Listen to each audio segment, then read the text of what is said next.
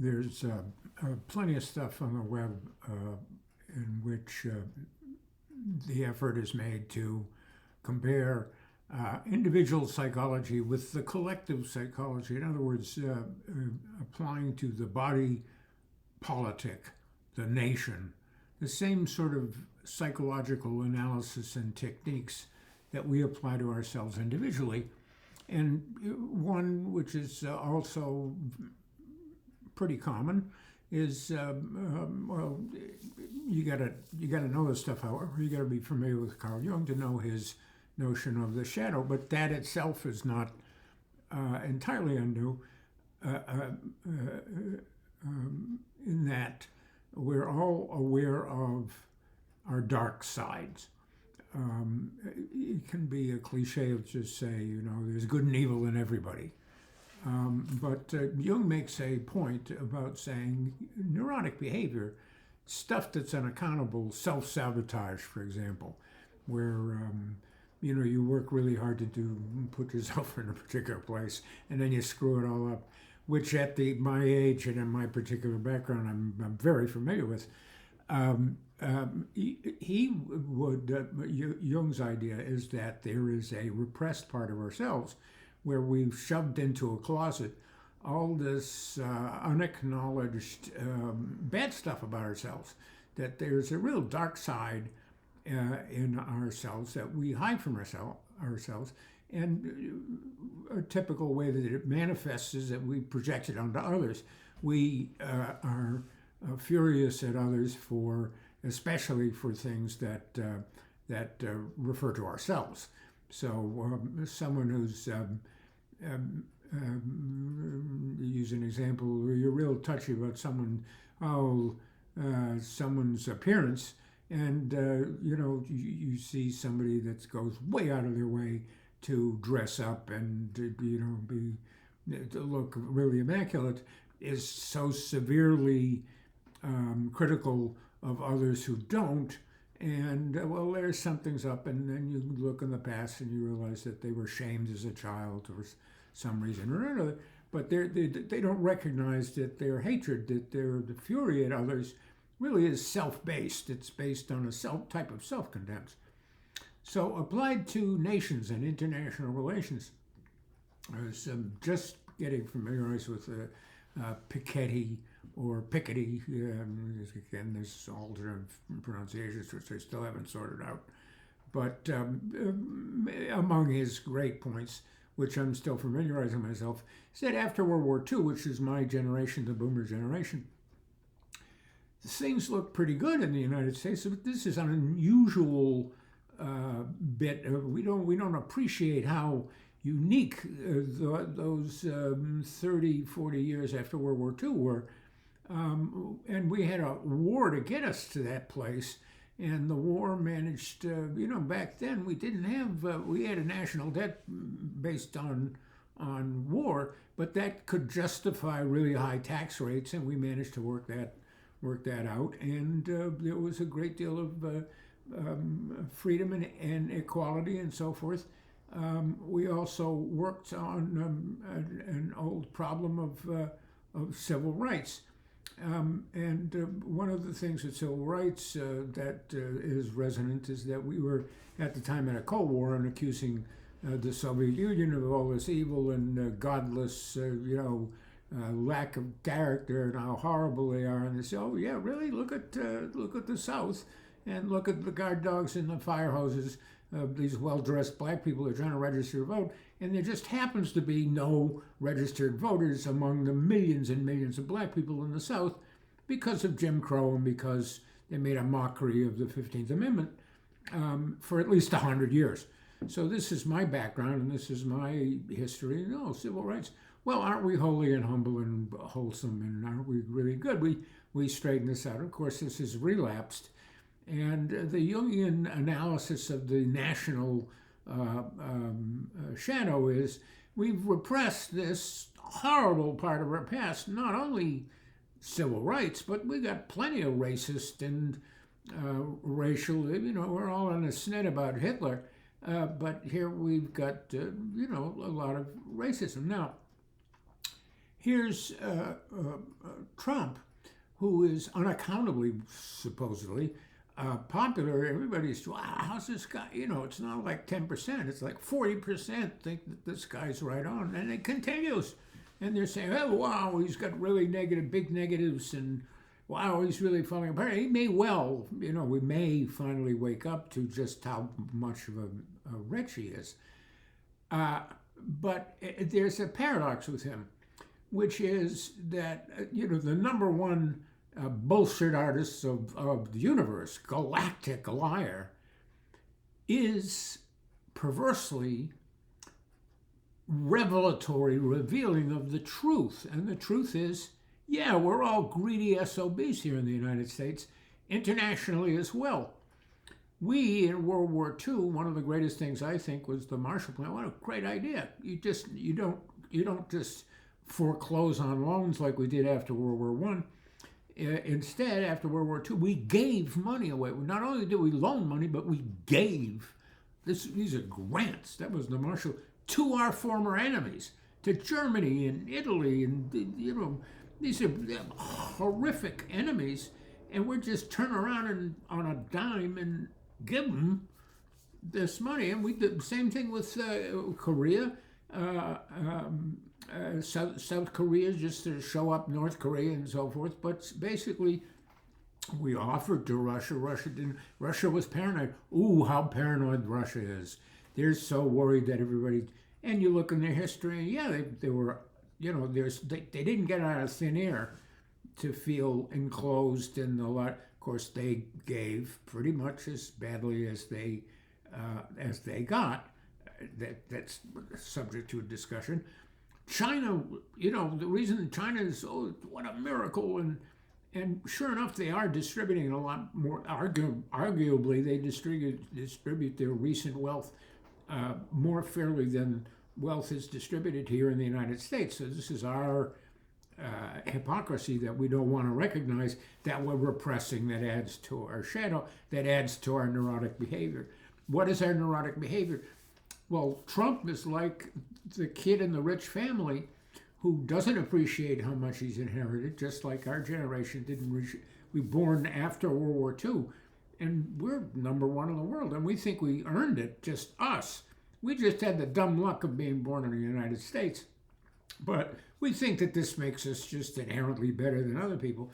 And it's replicated with people that haven't been more recently immigrated to the United States.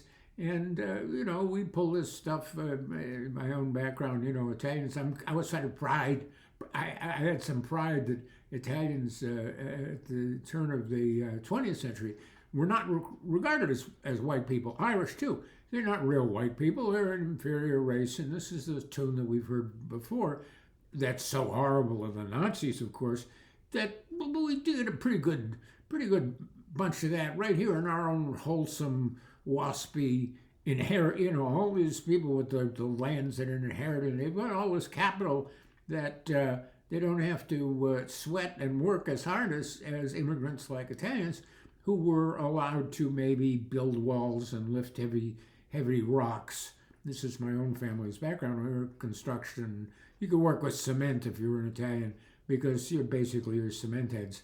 And you know, what are Italians capable of? You know, they hadn't heard about Enrico Fermi yet, or Leonardo da Vinci just kind of missed the scan. But you know, Italians were just inherently inferior. And of course, the classic is black people. Jews, of course, are famously underrated and abused by Nazis who, you know, they want to be the master race. Well, what exactly is the master race? Well, you know, an overachievers. Well, you know, gee, I wonder if that rings a bell. So we have, there's the famous. Well, let me leave it for another time to go into some of these other. I'm sufficiently stream of consciousness at this particular point.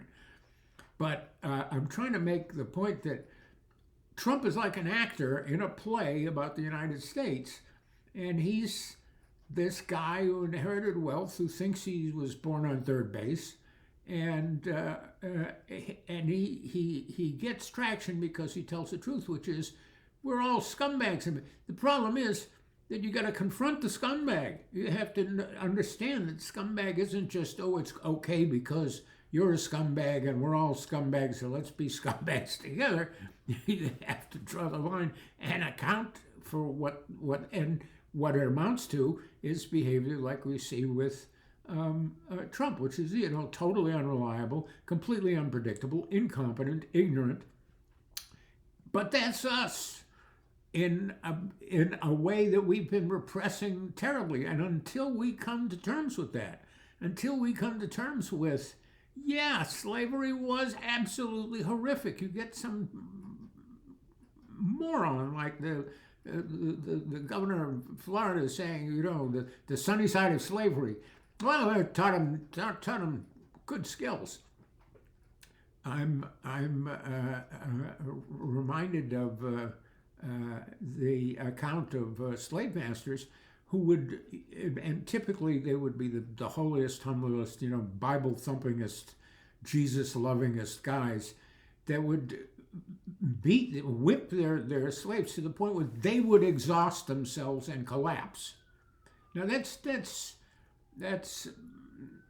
pathology. That's not punishment. There's no sense to that. That's crazy. And it's crazy not because the blacks are inferior, because the shadow in that slave master is that he knows that the slaves are superior to him, not inferior, superior. Slaves did physical work that white guy would fall in 10 minutes. And these guys doing it day to night.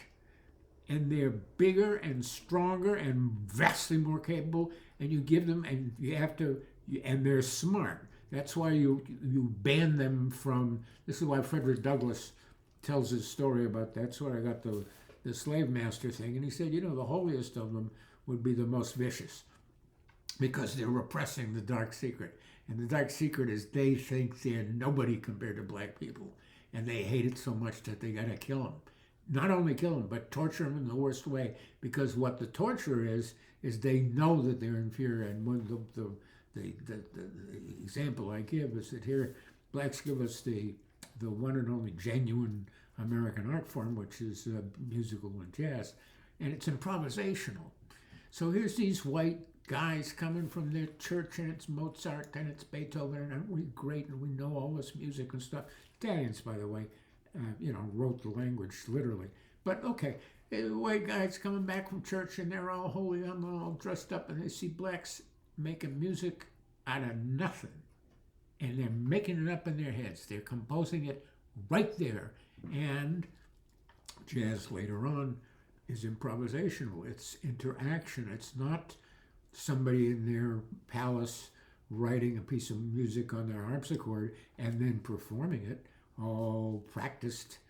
It's making reality right now out of nothing, pure creativity. A type of genius. They must have come back from church after singing their holy, humble, beautiful music.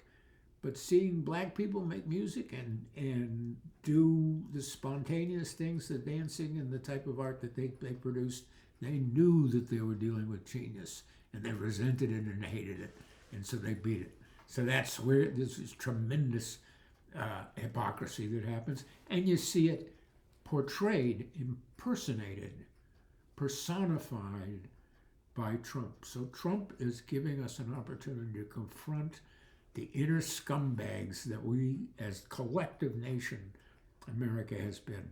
We're in debt. Oh, too bad. $38 trillion. Let's look back the past 50 years and see what we spent on defense, on preparing for war. Wars that are not actually happening, or unless we started them, like Vietnam, deliberately started, made out of nothing, made out of baloney, made out of lies. And we don't want to confront that. We want to repress it. And that's my background with Vietnam. We want to repress it. How could you be so unpatriotic as to question our motives about Vietnam? And the history has proven it. It was dark. We are capable of the most ugly type of behavior in our past, and unless we confront it, we're going to have these imbalances. We're going to be capable of the type of pathological oppression of the rest of the world. We're in debt. We got the rest of the world in debt. We go to third world nations and get them in debt deliberately so we can control them. We use the dollar as a weapon, not as a gift, not as we did in the first 20 years. That didn't guarantee that our inner dirt bags don't take over. Our inner dirt bags do take over, but we got to confront it, and we got to confront it in a type of honesty. But Trump is giving us some honesty, just unintentionally. But the theme is, let's stop kidding ourselves, and let's put down the burden. Let's take a good long look at how much money we spend on weaponry, on the potential, on the paranoid vision. Russia does the same thing. It's all paranoia. Oh, they're going to attack us. It's always the same justification. They're going to attack us, so we better just jump first. Let's look at that. And if we're in debt and the world economy is going to collapse, before we think about, let's stop giving health care to poor people. What are we spending on war? All right.